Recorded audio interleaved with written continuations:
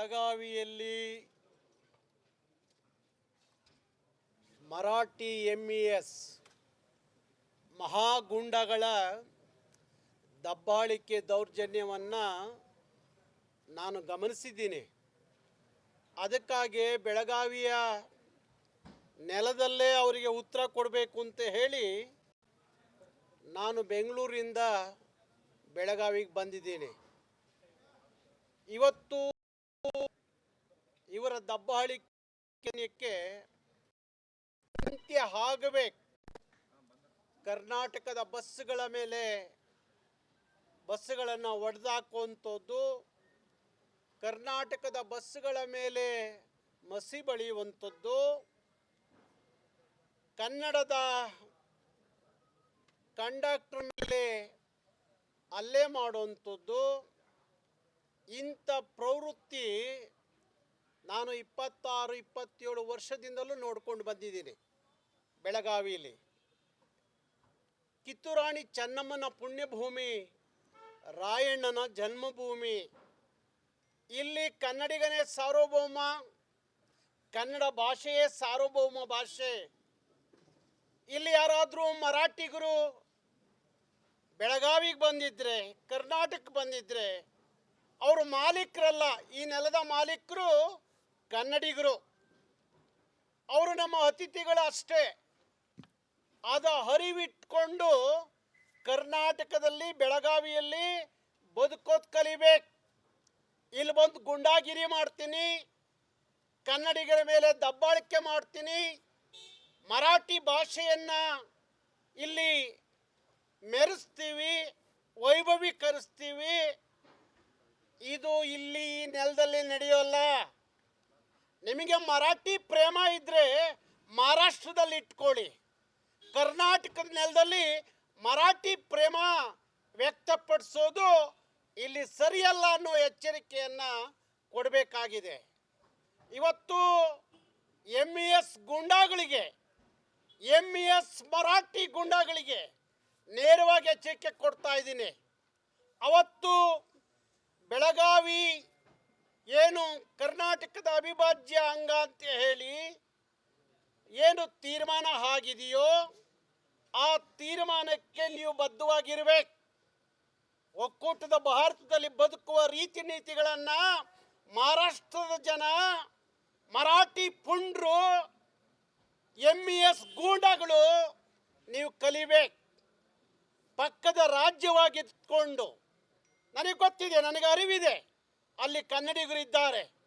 ಆಗತ್ತ ಇಲ್ಲಿ ಕನ್ನಡ ಮಾತಾಡಿದವ್ರ ಮೇಲೆ ಗುಂಡಾಗಿರಿ ಮಾಡೋದು, ಹಲ್ಲೆ ಮಾಡೋದು, ದಬ್ಬಾಳಿಕೆ ಮಾಡೋದು ಅನ್ನೋದಾದರೆ ನೀವ್ಯಾರೂ ಕರ್ನಾಟಕದಲ್ಲಿ ಇರಬಾರ್ದು.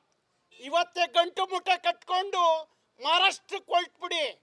ಇಲ್ಲಿ ಬದುಕಬೇಕು ಅನ್ನೋದಾದರೆ ಕನ್ನಡ ಮಾತಾಡೇ ಬದುಕಬೇಕು, ಕನ್ನಡಿಗರಾಗೇ ಬದುಕಬೇಕು ಹೊರತು ನಿಮ್ಮ ಭಾಷೆ, ನಿಮ್ಮ ಸಂಸ್ಕೃತಿ ಅದು ಮಹಾರಾಷ್ಟ್ರದಲ್ಲಿ ಇಟ್ಕೋಬೇಕು. ಕರ್ನಾಟಕದ ನೆಲದಲ್ಲಿ ನಡೆಯಲ್ಲ. ಇದನ್ನು ಅರ್ಥ ಮಾಡ್ಕೊಳ್ಳಿ. ನಿಮ್ಮ ಬೇರುಗಳನ್ನೆಲ್ಲ ಕಟ್ ಮಾಡಿದ್ದೀವಿ. 7 ಜನ ಶಾಸಕರು ಗೆದ್ದು ಬರ್ತಿದ್ರು. ಇವತ್ತು ಒಬ್ಬ MES ಶಾಸಕ ಇಲ್ಲ. ನಿಮಗೆ ಇನ್ನೂ ಬುದ್ಧಿ ಬಂದಿಲ್ವಾ? ನಿಮಗೂ ಇನ್ನೂ ಯಾಕೆ ಬುದ್ಧಿ ಬಂದಿಲ್ಲ? ಕರ್ನಾಟಕದ ಒಳಗಡೆ ಈ ಥರದ ದೌರ್ಜನ್ಯ ದಬ್ಬಾಳಿಕೆಯನ್ನು ಕರ್ನಾಟಕ ರಕ್ಷಣಾ ವೇದಿಕೆ ಯಾವತ್ತೂ ಸಹಿಸಿಲ್ಲ, ಮುಂದೂ ಸಹಿಸಲ್ಲ. ನೀವು ಒಬ್ಬ ಕಂಡಕ್ಟರ್ ಮೇಲೆ ಹಲ್ಲೆ ಮಾಡಿದ್ರೆ ನಾವು 100 ಜನ ಮರಾಠಿ ಗುಂಡುಗಳನ್ನ ಒಡೆದಾಕೋದು ನಮಗೆ ಗೊತ್ತಿದೆ. ಹೊಡಿತೀವಿ ಬೇಕಾದರೆ. ಅದಕ್ಕಾಗೆ ಬಂದಿದ್ದೀವಿ. ಈ ಥರ ದೌರ್ಜನ್ಯವನ್ನು ನಿಲ್ಲಿಸಿ. ಇಲ್ಲದೆ ಹೋದರೆ ಇಡೀ ಬೆಳಗಾವಿಯಲ್ಲಿ ಒಬ್ಬ ಮರಾಠಿ ಇರೋದು ಕಷ್ಟ ಆಗುತ್ತೆ. ಇದನ್ನು ಅರ್ಥ ಮಾಡ್ಕೊಳ್ಳಿ. ಕನ್ನಡಿಗರನ್ನ ಕೆಡಕಬೇಡಿ. ಪುಲಿಕೇಶಿಯ ಇತಿಹಾಸವನ್ನು, ಮಯೂರ ವರ್ಮನ ಇತಿಹಾಸವನ್ನು, ರಾಯಣ್ಣನ ಇತಿಹಾಸವನ್ನು, ಚೆನ್ನವನ ಇತಿಹಾಸವನ್ನು, ಸಿಂಧೂರು ಲಕ್ಷ್ಮಣನ ಇತಿಹಾಸವನ್ನು ಒಮ್ಮೆ ಓದ್ಬಿಟ್ರೆ, ಒಮ್ಮೆ ತಿಳ್ಕೊಂಬಿಟ್ರೆ ಕನ್ನಡಿಗರ ಇತಿಹಾಸ ಎಂಥದ್ದು ನಿಮಗೆ ಅರ್ಥ ಆಗುತ್ತೆ. ಇವತ್ತು ಏನೋ ನೀವು ಬದುಕಲಿಕ್ಕೆ ಅಂತ ಹೇಳಿ ಕರ್ನಾಟಕಕ್ಕೆ ಬಂದಿದ್ದೀರಿ, ಬೆಳಗಾವಿಗೆ ಬಂದಿದ್ದೀರಿ. ಕರ್ನಾಟಕದ ನೆಲ ಭಾರಿ ಶಾಂತಿ ಪ್ರಿಯವಾದಂಥ ನೆಲ. ಎಲ್ಲರನ್ನು ನಾವು ಸಹಿಸ್ಕೊಂಡಿದ್ದೀವಿ, ನಿಮಗೆ ಬದುಕು ಕೊಟ್ಟಿದ್ದೀವಿ, ಇಲ್ಲಿ ನಿಮ್ಮ ಬದುಕನ್ನು ಕಟ್ಕೊಂಡಿದ್ದೀರಿ. ಕನ್ನಡಿಗರಾಗಿ ಕನ್ನಡದ ಋಣವನ್ನು ತೀರಿಸ್ಬೇಕು, ಈ ನೆಲದ ಋಣವನ್ನು ತೀರಿಸ್ಬೇಕು.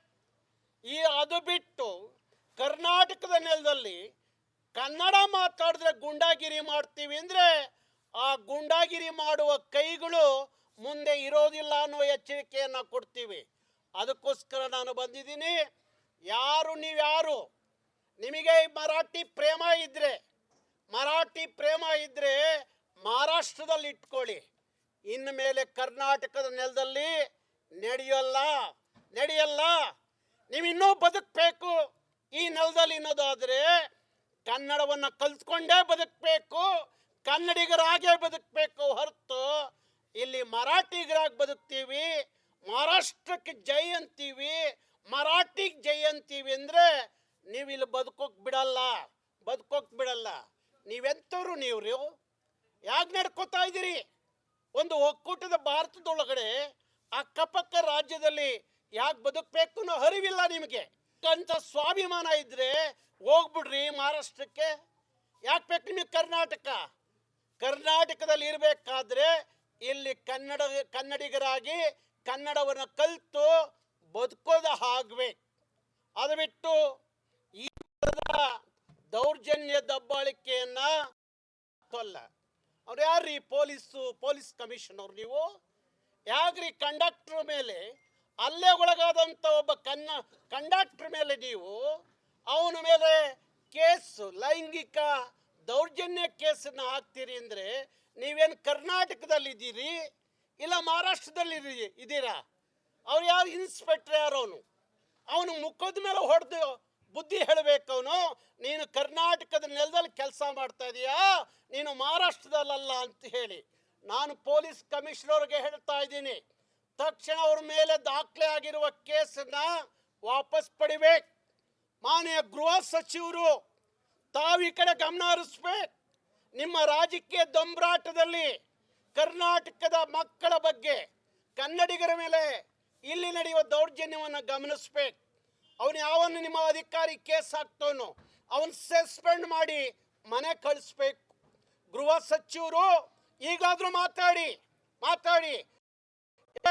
ಬೆಳಗಾವಿ ರಾಜಕಾರಣಿಗಳು ಮಾತಾಡಲ್ಲ. ಅವರು MES vote bank, Marathi vote ಬ್ಯಾಂಕಿಗೋಸ್ಕರ ಇಲ್ಲಿಯ ರಾಜಕಾರಣಿಗಳು ಅವ್ರನ್ನ ಓಲೈಸ್ಕೊಂಡು ಅವರ ಗುಂಡಾಗಿರಿಯನ್ನು ಬೆಂಬಲಿಸ್ಕೊಂಡು ಬಂದಿದ್ದಾರೆ. ಅವ್ರಿಗೇನಾದರೂ ಸ್ವಾಭಿಮಾನ ಇದ್ದರೆ, ಈ ನೆಲದಲ್ಲಿ ನಾವು ಹುಟ್ಟಿದ್ದೀವಿ, ಈ ನೆಲದಲ್ಲಿ ನಾವು ಈ ರಾಜಕಾರಣ ಮಾಡ್ತಾ ಇದ್ದೀವಿ, ಕನ್ನಡಿಗರು ನಮಗೆ ಅಧಿಕಾರ ಕೊಟ್ಟಿದ್ದಾರೆ, ಮರಾಠಿಗರೆಲ್ಲ ಅಧಿಕಾರ ಕೊಟ್ಟಿರೋದು ಅಂತ ನಿಜವಾದ ಕಾಳಜಿ ಕನ್ನಡದ ಬಗ್ಗೆ, ಕನ್ನಡಿಗರ ಬಗ್ಗೆ, ಈ ನೆಲದ ಬಗ್ಗೆ ಇರೋದಾದರೆ ಇಲ್ಲಿಯ ರಾಜಕಾರಣಿಗಳು ಏನು ನೀವು ಸ್ವಾಭಿಮಾನಿಗಳಾಗಿದ್ದರೆ ಈ ನೆಲದ ಮಕ್ಕಳ ಬಗ್ಗೆ ನಿಮಗೆ ಕಾಳಜಿ ಇರಲಿ. ಮರಾಠಿ ಪ್ರೇಮ ವ್ಯಕ್ತಪಡಿಸಬೇಡಿ, ಮರಾಠಿಗರ ಜೊತೆಯಲ್ಲಿ ಒಳ ಒಪ್ಪಂದಗಳನ್ನು ಮಾಡ್ಕೋಬೇಡಿ. ಇಲ್ಲಿಯ ಸಚಿವರಿಗೆ ಹೇಳ್ತಾ ಇದ್ದೀನಿ, ನಿಮಗೇನಾದರೂ ನಿಜವಾದ ಕನ್ನಡದ ಕಾಳಜಿ ಇರೋದಾದರೆ ನೀವು ಇನ್ನು ಮೇಲಾದರೂ ಕನ್ನಡಿಗರ ಪರವಾಗಿ ಬದುಕ್ರಿ. ಬೆಳಗಾವಿ ರಾಜಕಾರಣಿಗಳು ಈಗಲಾದರೂ ನಿಮ್ಮ ಸ್ವಾಭಿಮಾನ ಇದ್ದರೆ ಕನ್ನಡಿಗರ ಬಗ್ಗೆ ಧ್ವನಿ ಎತ್ತಿರಿ. ಕನ್ನಡಿಗರಲ್ವ ನೀವು? ನಿಮಗೆ ಬರೀ ಮರಾಠಿಗರು ಓಟ್ ಹಾಕಿದಾರಾ? ಕನ್ನಡಿಗರು ಓಟ್ ಹಾಕಿಲ್ವಾ? ಯಾಕೆ ಇವತ್ತು ಒಬ್ಬ ಕಂಡಕ್ಟರ್ ಅವ್ರ ಮೇಲೆ ಹಲ್ಲೆ ನಡೆದ್ರೆ ಅವ್ರ ಪರವಾಗಿ ನಿಲ್ಲಬೇಕಾದವರು ರಾತ್ರೋರಾತ್ರಿ ಅವ್ರ ಮೇಲೆ ಕೇಸ್ ರಿಜಿಸ್ಟರ್ ಆಗುತ್ತೆ ಅಂದರೆ ಆ ಯಾವುದು ಕಾಣದ ಕೈ, ಯಾರ ಸಚಿವರು, ಯಾರ ಸಚಿವೆ, ಯಾರು ಅವ್ರಿಗೆ ಬೆಂಬಲ ಕೊಟ್ಟವರು, ಯಾವ ಪೊಲೀಸ್ ಅಧಿಕಾರಿಗೆ ನೀವು ಕೇಸ್ ಹಾಕಿ ಅಂತ ಹೇಳಿದವ್ರು ಯಾರು? ಬಹಿರಂಗವಾಗಿ ಬನ್ನಿ ನೋಡೋಣ, ಹೇಳಿ, ಬಹಿರಂಗವಾಗಿ ಹೇಳಿ. ಬೆಂಗಳೂರಿಗೆ ಬರಕ್ಕೆ ಬಿಡಲ್ಲ ಅಂತ ಸಚಿವರುಗಳನ್ನ ನೀವು ಇಲ್ಲಿ ರಾಜಕಾರಣ ಮಾಡಬಹುದು, ಇಲ್ಲಿ ದಬ್ಬಾಳಿಕೆ ಮಾಡಬಹುದು. ಬೆಂಗಳೂರಿಗೆ ಬಂದಾಗ ನಾವೇನು ಮಾಡಬೇಕು ಅನ್ನೋ ತೀರ್ಮಾನ ಮಾಡಿದ್ರೆ ಬೆಂಗಳೂರಿಗೆ ಕಾಲಿಡಕ್ಕೆ ಬಿಡಲ್ಲ ನಿಮ್ಮನ್ನು. ಇಲ್ಲಿಯ ಕನ್ನಡಿಗರ ಜೊತೆಯಲ್ಲಿ ನೀವು ಕನ್ನಡಿಗರ ಪರವಾಗಿ ನಿಂತ್ಕೋಬೇಕು ಇಲ್ಲಿಯ ರಾಜಕಾರಣಿಗಳು, ಹೊರತು ವೋಟ್ ಬ್ಯಾಂಕಿಗೋಸ್ಕರ, ಮರಾಠಿಗರನ್ನ ಓಲೈಸ್ಲಿಕ್ಕೋಸ್ಕರ ಕನ್ನಡಿಗರ ಮೇಲೆ ದೌರ್ಜನ್ಯ ನಡೆದ್ರು ಸಹಿಸ್ಕೋತೀರಿ ಅಂದರೆ ನಿಮಗೆ ನಾಚಿಕೆ ಆಗ್ಬೇಕು. ಕರ್ನಾಟಕದಲ್ಲಿ ಇಂಥದೊಂದು ವ್ಯವಸ್ಥೆಯಲ್ಲಿ ಇಲ್ಲಿ ರಾಯಣ್ಣನ ಪುಣ್ಯಭೂಮಿಯಲ್ಲಿ, ಚೆನ್ನವ್ವನ ಪುಣ್ಯಭೂಮಿಯಲ್ಲಿ ಹೇಗಿರ್ಬೇಕು ನೀವು? ರಾಯಣ್ಣನ ಥರ ಸ್ವಾಭಿಮಾನಿಗಳಾಗಬೇಕು. ಎಂಥ ಸಂಘಟನೆ ಅಂತ ಹೇಳಿ ನಾನು ಹೇಳ್ದಲ್ಲ, ಆ ಪಾಕಿಸ್ತಾನದ ಭಯೋತ್ಪಾದಕರಿದಾರಲ್ಲ, ಕ್ರೂರಿಗಳಿದಾರಲ್ಲ, ಅವ್ರಿಗೂ ಈ MS-ನವ್ರಿಗೂ ವ್ಯತ್ಯಾಸ ಇಲ್ಲ. ಪಾಕಿಸ್ತಾನ ಕ್ರೂರಿಗಳಿಗೂ ಶಿವಸೈನ್ಯ ಕಾರ್ಯಕರ್ತರಿಗೂ ಶಿವಸೈನ್ಯ ಸಂಘಟನೆಗಳಿಗೂ ಏನು ಬೇರೆ ವ್ಯತ್ಯಾಸ ಇಲ್ಲ. ಅವ್ರು ಹೇಗೆ ನಡ್ಕೋತಾ ಇದ್ದೀರ್ರಿ?